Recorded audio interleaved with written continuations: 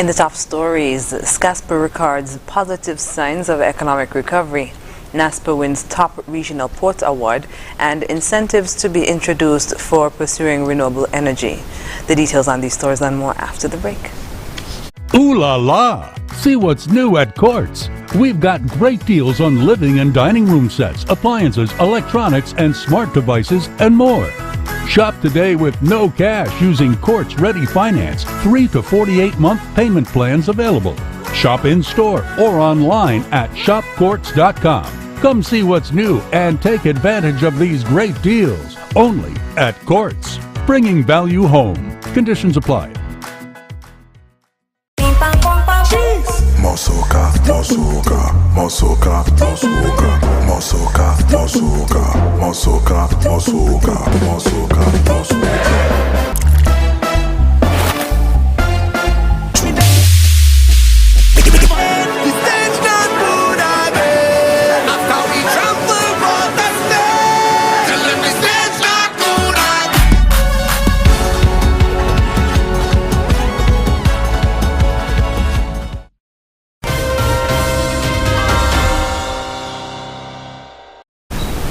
Hello and welcome to the ZIZ Channel 5 newscast. I'm Carla Barrage. Increases in cargo shipping and passenger arrivals to St. Kitts and Nevis are positive signs that the economy is beginning to gain steam as the COVID-19 health emergency is moving to an endemic. Minister responsible for ports, Honorable Marsha Henderson, shared the positive news on Sunday as she addressed the congregation of the Antioch Baptist Church. The minister and staff from the St. Christopher Air Seaport Authority worshipped at the church to mark SCASPA's 29 years of service to the public. At the seaport, Minister Henderson, who also is the Minister of Tourism, said that cruise tourism is expected to return to pre-pandemic numbers, barring any unforeseen external shocks. At the seaports, there has been an uptick in cargo imports, which is a clear indication that the economy is steadily, albeit slowly, getting back to 2019 levels. St. Kitts, as you know, is one, if not the most sought-after Caribbean cruise destination. Cruise operations has resumed with a bang. I am pleased to announce that for the 2022-2023 cruise season, barring any cancellations, we expect over 350 calls and just over 900,000 passengers. Things are indeed looking up, and we expect that by 2023, the 2024 cruise season, we would once again surpass the 1 million passenger mark. It was reported that American Airlines and Liat have increased the frequency of flights coming into the R.L. Bradshaw International Airport, while Delta and British Airways maintain a regular schedule. Sky High Airline is providing passengers with added capacity by utilizing a larger aircraft, while Air Canada is expected to resume service to St. Kitts in November 2022. The minister also reported that upgrades to the RLB International Airport are well underway. The installation of a brand new AC system is about 90% completed.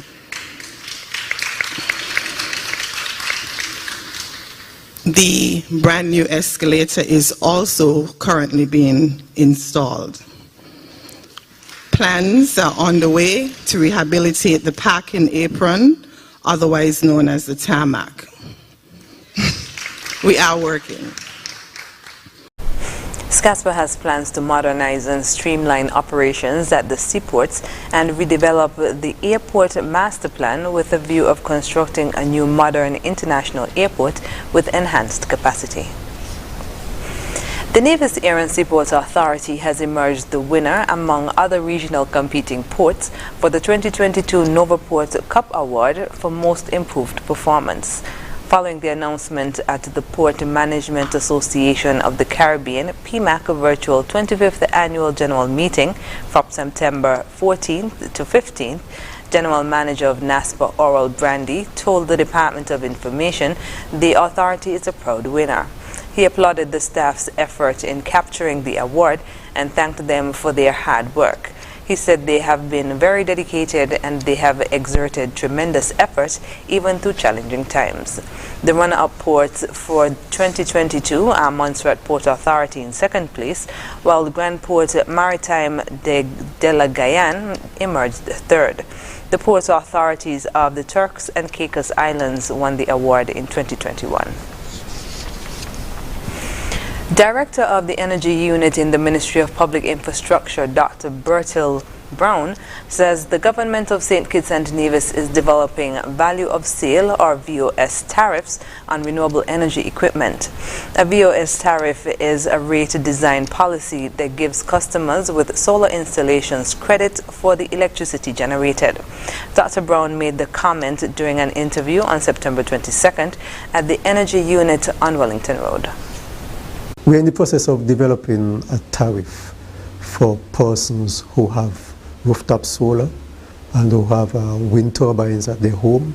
So when they produce excess energy and it goes back into the grid, they are compensated for it.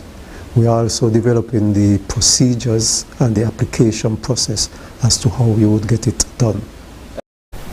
He said that this is an appeal to get more persons involved. The government is trying to incentivize persons who have these installations because the government has a commitment to increase the amount of renewable energy on the grid. So this would now incentivize persons to put in more renewable energy and increase our renewable energy production. He said that this incentive is not the sole encouragement the government offers, and duties have been removed from imported alternative energy and renewable energy equipment such as solar panels and other similar electrical components. For persons looking to invest in solar panels, Dr. Brown said that the average two-bedroom home could have a 5 to 10 kilowatt system to meet all of their energy needs. This would be approximately 10 to 20 solar panels. In commemoration of World Tourism Day on Tuesday, St. Kitts celebrated the resilience and perseverance of its tourism sector. In an address to mark the day, Minister of Tourism, Honorable Marsha Henderson, reflected on the theme Rethinking Tourism. This year's theme for World Tourism Day, Rethinking Tourism, focuses on reimagining the sector's growth, both in terms of size and relevance, emphasizing the rebound of travel across the globe over the past 2.5 years, as well as our aggressive plans to continue driving positive impact in the year ahead. As I reflect on this theme, St. Kitts and Nevis is in a position to rethink our tourism products and refresh and repackage our existing offerings as we look towards the future. Innovation is key as we acknowledge what travelers are looking for and how our destination can remain competitive. Since her appointment, Minister Henderson has expressed her vision for the future of tourism, focusing on the development and the diversification of tourism products, increasing visitor spending, increasing airlift and cruise arrivals, and ultimately delivering a full recovery of the Federation's tourism sector. She spoke of the Tourism Authority's most recent campaign launch, which will assist in the success of the industry. In line with the refreshing and updating destinations messaging and offerings to attract tourists, the St. Kitts Tourism Authority launched a campaign rebrand earlier this month titled Venture Deeper. This new campaign truly reflects the ethos of St. Kitts, one that is authentic, magnetic, and soulful. We've shifted the branding, messaging, and visuals to evoke deeper ties to the island and celebrate discovery and curiosity as lifelong pursuits in travel. Minister Henderson said the 2022-2023 season promises to be fruitful for the destination as positive sentiment towards travel returns. World Tourism Day is designed to pay tribute to the tourism industry, encourage people to travel, and to honor those who work in the tourism sector. After the break, Attorney General meets with Traffic Department and Special Education Needs Survey being undertaken. Stay with us. Elevate your experience with Flow's fiber-fast internet and mobile combined. Enjoy double data and unlimited talk on 4 mobile lines. Plus up to 35 megabits per second home internet speed at the best rate, giving you the best value to stay connected. I think our Flow mobile is elevated. You think? An elevated experience starts with Flow at home, powering double data and unlimited talk on 4 mobile lines at the best rate. Visit a Flow store to sign up today.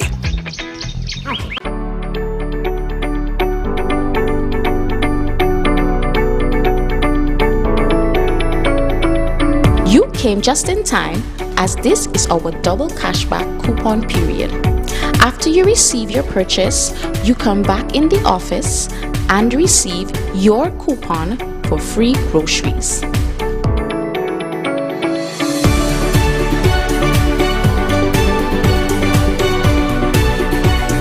Nairobi, why are you picking up 2 of everything? Look, Mommy, the lady said we could buy 2 of anything. It's that time of the year where Hosford's Furniture and Appliances and Ashley Furniture Home Store once again gives away double cash back with the chance to win free groceries for a year. Yes, you heard it right. It's a never-ending cash back where you get double cash back with the chance to win free groceries for a year.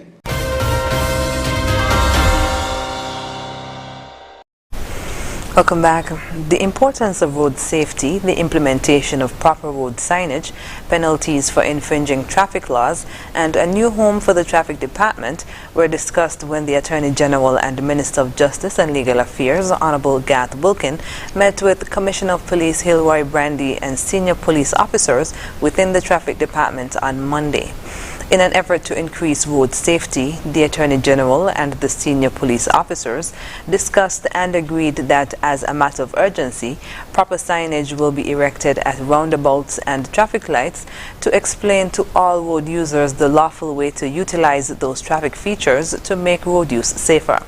He said speed bumps were recommended to deter speeding, which was described as a major problem in our federation. He was quoted as saying, "We agreed that curbing societal criminality begins with deterring petty offenses like traffic infractions. The chambers will therefore draft a new traffic ticketing law, which will include demerit points whereby a person can lose his or her license by accumulating a certain number of demerit points. This will deter reckless driving, especially by persons who make their living driving." He said the proposed law will also seek to streamline the traffic ticket payment system by making non-payment a restriction on future vehicle and driver's licensing, which will reduce the current backlog of traffic cases within the magistrates' court system. He said they are also proposing to move the traffic department to a more spacious and convenient location. The new location would need to accommodate vehicle registration, licensing, and insurance in one location, thereby eliminating the need for persons to travel to various offices throughout Bastille to process vehicle sales and registration. The Education Department is calling for persons to participate in a short survey to assist persons with special education needs in St. Kitts and Nevis and across the OECS. The Organization of Eastern Caribbean States program is being carried out to inform learning decisions needed for such children, as stated in a promotional video. Are you a student, a parent, a carer, or an educator? Are you a healthcare professional or a community member? We need your perspective on special education needs. Participate in the countrywide survey as part of the OECS Program for Educational Advancement and Relevant Learning, OECS Pearl. The information gathered on children with special needs will inform a plan of action to support their learning, including purchasing assistive devices in some countries. The survey runs from October 12th. The survey runs until October 12th. Persons can also assist by visiting or contacting the Cotton Farmers Comprehensive School or the Ministry of Education. Fire substation officer within the St. Kitts Nevis Fire and Rescue Services, Timothy Martin, has revealed that the majority of the wild land fires experienced in the Federation are maliciously lit. He was speaking during ZIZ Radio's Fire Talk program on Tuesday. Martin went on to explain an instance in which an area could spontaneously combust, leading to a wildfire. I strongly feel that majority of these wildland fires that we face are maliciously lit. Okay. We have had instances where, let's say, animal feces, cattle dung, for example, horse manure,